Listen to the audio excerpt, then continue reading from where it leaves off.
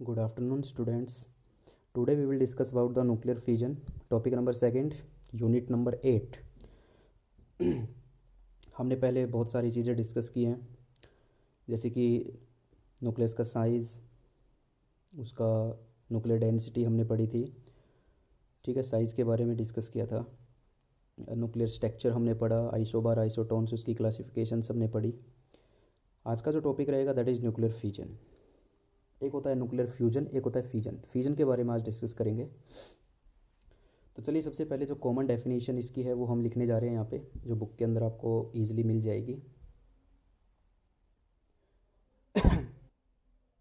चलिए, nuclear fission is a nuclear reaction in which a heavy nucleus split मतलब टूटना into two or more smaller lighter nuclei. I hope आपको clear हो गई होगी, लिखते ही बहुत ही ईजी ये लैंग्वेज है. Nuclear fusion is a nuclear reaction in which a heavy nucleus, एक हैवी न्यूक्लियस को जब तोड़ा जाता है दो और दो से ज़्यादा हिस्सों में, वो भी स्मॉलर न्यूक्लियाई के अंदर, यानी स्मॉलर पार्ट्स के अंदर उसको तोड़ा जाता है. इसी प्रोसेस को बोला जाता है न्यूक्लियर फ्यूजन. इसमें जिसको हम तोड़ते हैं ना, जो बड़ा वाला न्यूक्लियस होता है, जो हैवी न्यूक्लियस होता है, जो हैवी न्यूक्लियस माना जाता है बच्चों, उसको हम बोलते हैं पेरेंट न्यूक्लियाई. Parent nuclei. और जो स्मॉलर पार्ट्स में टूटते हैं ना बाद में, जो लाइटर न्यूक्लियाई के नाम से जाने जाते हैं, लाइटर न्यूक्लियाई, बहुत ही हल्के जो होते हैं, उनको बोलते हैं हम डॉटर न्यूक्लियाई. ठीक है. एक बड़े हिस्से को जब मैंने दो छोटे छोटे हिस्सों में तोड़ा, ये क्या है? Daughter nuclei. और ये क्या है? Parent nuclei. आई होप आपको समझ में आ गया होगा, बहुत ईजी. ठीक है.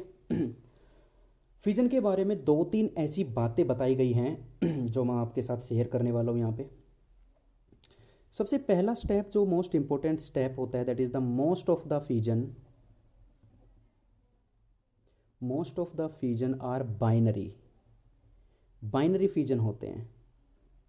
मतलब क्या है बाइनरी का? मतलब एक पेरेंट जब टूटता है तो मोस्ट ऑफ द केसेस में दो ही एलिमेंट, दो ही न्यूक्लियाई बनते हैं. मैंने जैसे यहाँ पे लिखा ना, टू और मोर, लेकिन ज़्यादातर फ्यूजन में दो ही बनते हैं. बाइनरी सिस्टम होता है. यानी अगर मैं कहूँ 4 आउट ऑफ 1000 फ्यूजन, 1000 फ्यूजन हमने किए तो 4 ऐसे फ्यूजन देखने को मिले जो टर्नरी थे. टर्नरी जिसमें 3 पार्ट्स में वो टूटता है. बट बचे हुए जो 996 फ्यूजन थे, उसमें हमें बाइनरी फ्यूजन देखने को मिला. तो पहला स्टेप आपको क्लियर हो गया होगा अच्छी तरह से. ठीक है. दूसरा ये है कि जो डॉटर न्यूक्लियाई जो टूटते हैं ना, ये हिस्से daughter nuclei are of comparable size. आ जाओ, कंपेरेबल साइज. ये जो दो हिस्से टूटते हैं, इनका साइज अप्रोक्स नियरली इक्वल होते हैं. ठीक है. नेग्लिजिबली डिफरेंस होता है दोनों के बीच में, कंपेरेबल साइज होते हैं, ज़्यादा डिफरेंस नहीं होता. क्लियर. देखिए, दो प्रकार के फ्यूजन नॉर्मल मानते हैं.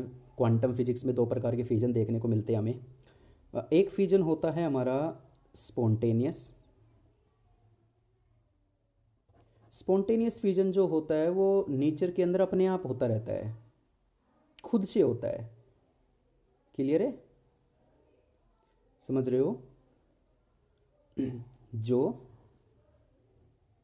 खुद से होता है, जिसमें हमारी कोई इंटरफेयर नहीं होता. ठीक है.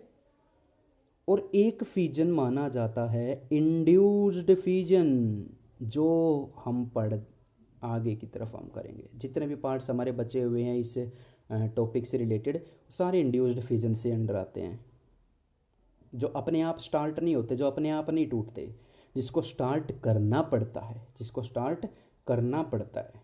3 तरीके से स्टार्ट कर सकते हैं हम। एक तो इंड्यूस्ड बाई प्रोटॉन, एक होता है इंड्यूस्ड बाई अल्फा, और एक होता है इंड्यूस्ड बाई न्यूट्रॉन।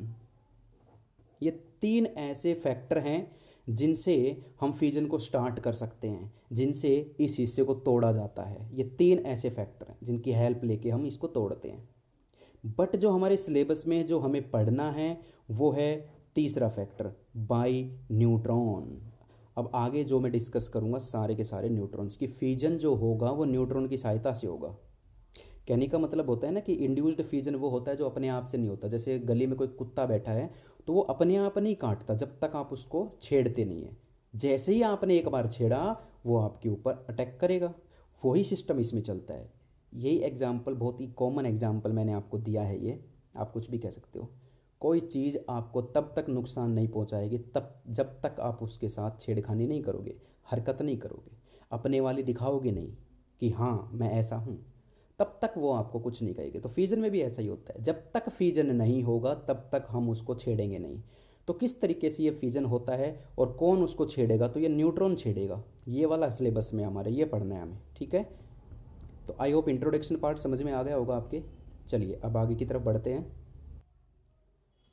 देखिए अब एक बहुत ही बढ़िया चीज़ें आने वाली हैं आपके सामने।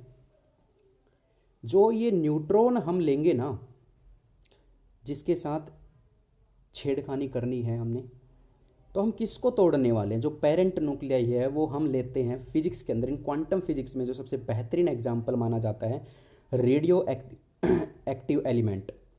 रेडियो एक्टिव एलिमेंट जिनका मास नंबर 230 से ऊपर होता है और जिनका एटॉमिक नंबर 80 से ऊपर होता है। पीरियोडिक टेबल में आप देखना, केमिस्ट्री में आपको मिलेंगे रेडियो एक्टिव एलिमेंट कौन कौन से होते हैं। तो इसमें जो बेस्ट एग्जाम्पल माना जाता है बच्चों, that is uranium, thorium, plutonium. ठीक है, हम लेके चलते हैं यूरेनियम। फ्यूजन का सबसे बेस्ट एग्जाम्पल हम लेते हैं यूरेनियम का। तो मान लीजिए यहाँ पे एक यूरेनियम है, इसमें बहुत सारे, ये यूरेनियम का न्यूक्लियस है, इसमें एटम और प्रोटॉन और न्यूट्रॉन्स भरे पड़े हैं इसके।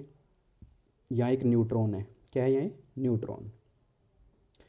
इसको इसके साथ स्ट्राइक करवाना है हमें, इस न्यूट्रॉन को। ये है यूरेनियम 235। यूरेनियम के बहुत सारे आइसोटोप्स होते हैं, तो हमने लिया है यूरेनियम 235। ठीक है, यहाँ पे ये हम रेडियो एक्टिव एलिमेंट लेते हैं फ्यूजन प्रोसेस में। ये न्यूट्रॉन जो हम लेंगे इसकी स्पीड बहुत स्लो लेनी है हमें। इसका दूसरा नाम होता है थर्मल न्यूट्रॉन। क्या होता है? Thermal neutron. और इसकी एनर्जी होती है 0.025 इलेक्ट्रॉन वोल्ट और इसकी स्पीड होती है 2200 मीटर पर सेकंड। स्लो न्यूट्रॉन होता है ये, थर्मल न्यूट्रॉन के नाम से जाना जाता है। स्लो न्यूट्रॉन क्यों? हमें फास्ट न्यूट्रॉन क्यों नहीं लिया? क्योंकि देखिए इसके बहुत सारे एग्जाम्पल होते हैं। अगर आपके समझ में ना भी आए तो कोई बात नहीं, हम बाद में भी डिस्कस कर सकते हैं। फिर भी आप देखिए, जैसे कैरम बोर्ड हम जब खेलते हैं तो जितने भी हमारे हम ट्रिगर दबाते हैं, ट्रिगर को टिक करते हैं, अगर हम बहुत स्पीडली ट्रिगर को टिक करते हैं तो नीचे वाली जो गोटी होती है वो निकल जाती है। ऊपर वाली जितनी भी गोटियां होती हैं वो एज इट इज, उनके ऊपर कोई असर नहीं पड़ता।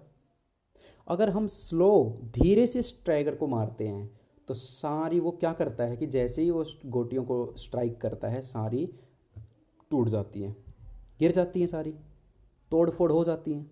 वही काम इसका होता है। अगर मैं बहुत ही हाई स्पीड से इस न्यूट्रॉन को इसके साथ स्ट्राइक करवाऊंगा तो ये विदाउट एनी अफेक्ट किए सीधा निकल जाएगा बाहर, बहुत हाई स्पीड से।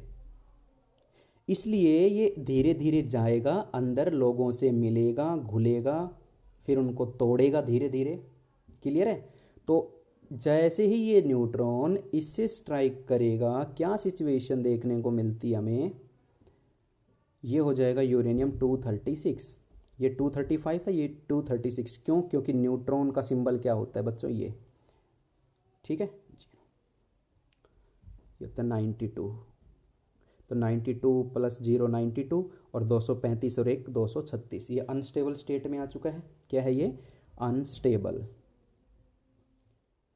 फिर क्या होगा, फिर कुछ इस तरीके की सिचुएशन देखने को मिलती है, अंदर ही अंदर ये एक दूसरे को ये तोड़ता रहता है और लास्ट में ये बिल्कुल ही अलग कर देता है उनको। इस तरीके से फ्यूजन प्रोसेस अकर करता है। और जैसे ही ये इसको तोड़ता है तो देखने को मिलता है कि इस प्रोसेस में जैसे ये स्प्लिट होते हैं तो 3 न्यूट्रॉन अलग से निकल कर आते हैं बाहर। जैसे कोई चीज़ हम तोड़ते हैं ना तो कुछ उसके छोटे छोटे पार्टिकल्स इधर उधर बिखर जाते हैं, तो वही देखने को मिलता है कि 3 न्यूट्रॉन यहाँ पे हमें देखने को मिलते हैं, बाहर निकल गए।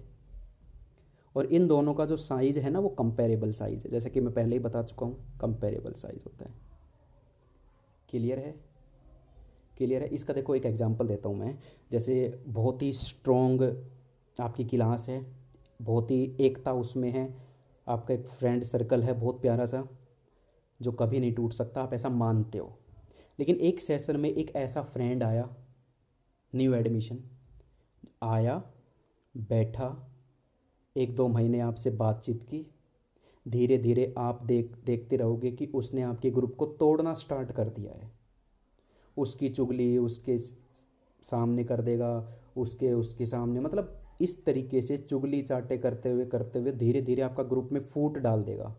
फूट डलेगी, धीरे धीरे टाइम बीतेगा तो आपका ग्रुप 2 हिस्सों में टूट जाएगा। वही काम इसका होता है। लेकिन अगर एक ऐसा फ्रेंड आता जो आया बहुत फास्ट और फटाफट निकल गया बिना किसी से बोले हुए, तो क्या आप अफेक्ट करेगा आपको वो? बिल्कुल नहीं। इसीलिए बहुत ही स्लोली न्यूट्रॉन आया, देखा, परखा, धीरे धीरे धीरे धीरे धीरे तोड़ दिया 2 हिस्सों में। तो ये बेस्ट एग्जांपल मैंने दिया है आपको स्टूडेंट वाला, आप इसको याद रखें। तो ये सिचुएशन देखने को मिलती है न्यूक्लियर फिजन में। न्यूक्लियर फिजन कब होता है, इसकी कंडीशन सबसे इंपॉर्टेंट मैंने बताई है कि जो न्यूट्रॉन आप लोगे, जो स्ट्राइक करवाओगे रेडियो एक्टिव एलिमेंट के साथ, वो बहुत ही स्लो न्यूट्रॉन लेना है। स्लो न्यूट्रॉन ही उसको तोड़ेगा। ठीक है। अब सबसे मोस्ट इंपॉर्टेंट मैं बात करवाने जा रहा हूँ यहाँ पे। मैं आपको बताता हूँ कि फिजन जब होता है तो ज़रूरी नहीं है कि कोई मतलब जो ये 2 डॉटर न्यूक्लियाई टूटती हैं ये फिक्स नहीं है, किसी भी चीज़ में टूट सकते हैं। क्वांटम फिजिक्स में जो बेस्ट 3 एग्जाम्पल है वो मैं आपको दे रहा हूँ, आप कोई भी एक याद करें। जो फेमस एग्जाम्पल है उसी के बारे में बात करूँगा सबसे पहले मैं। देखिए, सबसे पहले मैंने क्या लिया कि एक यूरेनियम लिया 92-235, जैसे कि ये लिया था। इसके साथ क्या हुआ, मैंने सबसे पहले एक न्यूट्रॉन इसके साथ स्ट्राइक करवाया, स्लो न्यूट्रॉन, तो ये एक्साइटेड स्टेट में आ गया 236। ये होती है एक्साइटेड स्टेट, अनस्टेबल स्टेट। अब ये कभी भी टूट सकता है। ठीक है। तो ये जब टूटेगा ना तो ज़रूरी नहीं है कि ये जिस हिस्सों में टूटे वो फिक्स हो। ठीक है। ये किसी भी 2 पार्ट में टूट सकता है। मैं एग्जांपल देता हूँ आपको। मान लीजिए, देखो पहला एग्जांपल होता है इसका 236 का पहला एग्जांपल होता है बेरियम और क्रिप्टॉन में टूटता है। ये बेरियम और क्रिप्टॉन, ठीक है। ये होता है 5614, ये होता है 3689, और इसमें हमें देखने को मिलते हैं कि 3 न्यूट्रॉन निकलते हैं। Huge amount of energy produced, बहुत ही ज़्यादा अमाउंट में एनर्जी निकलती है बच्चों, बहुत ज़्यादा अमाउंट में एनर्जी निकलती है। ठीक है। ज़रा कंपेयर करो, थोड़ा सा कन्फ्यूजन है। देखिए 92, ये हो गया 36 और 56, ये हो गया 92, बैलेंस हो गया। अच्छा, ऊपर देखिए ज़रा 89, 90, अगर मैं इसको सोल्व भी करता हूँ, देखिए बैलेंस अगर करोगे तो 89, 90, 90, ये 3 1 जा 3, 3 और 90, 92, 92, 144 के तकरीबन। ठीक है। ओके। दूसरा एग्जाम्पल जो होता है, जो ये टूट सकता है, वो होता है एंटीमनी और नीबियम। एंटीमनी और नीबियम, मैं लिख देता हूँ यहाँ पे, दैट इज एंटीमनी। इसका एटॉमिक नंबर देखने को मिलता है 51, 133, 41, और ये होता है बच्चों 99। और इसमें हमें देखने को मिलता है कि 4 न्यूट्रॉन, अलग अलग केस में अलग अलग न्यूट्रॉन्स निकलते हैं, अलग अलग हिस्सों में ये टूटता है, अलग अलग न्यूट्रॉन से निकलते रहते हैं। ठीक है। बैलेंस आप देख सकते हो 51 और 41, 92, और ये हो गया 100, 236, 230, अगर इसको बैलेंस आप करोगे तो ये हो जाएगा 133 और 4 103 632 बिल्कुल ठीक है। ठीक है, एक तीसरा और एग्जाम्पल बुक के अंदर मिलता है, जिनोन का होता है 54 140 जिनोन, और एक होता है स्टोंटियम, है ना, स्टोंटियम 38 और 99 का। इसमें दो ही न्यूट्रॉन देखने को मिलते हैं, तो अलग अलग ये रिएक्शंस होती हैं। इसमें हमें जो दिखता है एक्सपेरिमेंटली जो आया सामने वो मैंने यहाँ पे लिख दिया। ठीक है, ये बेस्ट 3 एग्जाम्पल्स माने जाते हैं न्यूक्लियर फिजन में। जो हमें लेके चलना है ना पूरी +2 में, वो ये एग्जाम्पल है। ये सबसे बेस्ट और सबसे फेमस एग्जाम्पल है बेरियम और क्रिप्टन का, जिसमें 3 न्यूट्रॉन निकलते और ह्यूज अमाउंट ऑफ एनर्जी निकलती है। इस एनर्जी का क्या किया जाता है वो आगे हम डिस्कस करेंगे।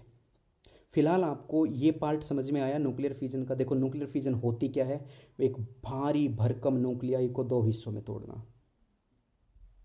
कैसे टूटेगा, जब एक थर्मल न्यूट्रॉन, एक स्लो न्यूट्रॉन उसके साथ स्ट्राइक करवाएंगे। ठीक है, स्ट्राइक करेगा, वो 2 हिस्सों में टूटेगा, उसमें से 3 न्यूट्रॉन्स निकलते हैं, huge amount of energy release होती है यहाँ पे।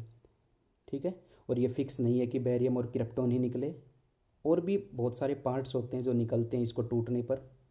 ठीक है, ओके।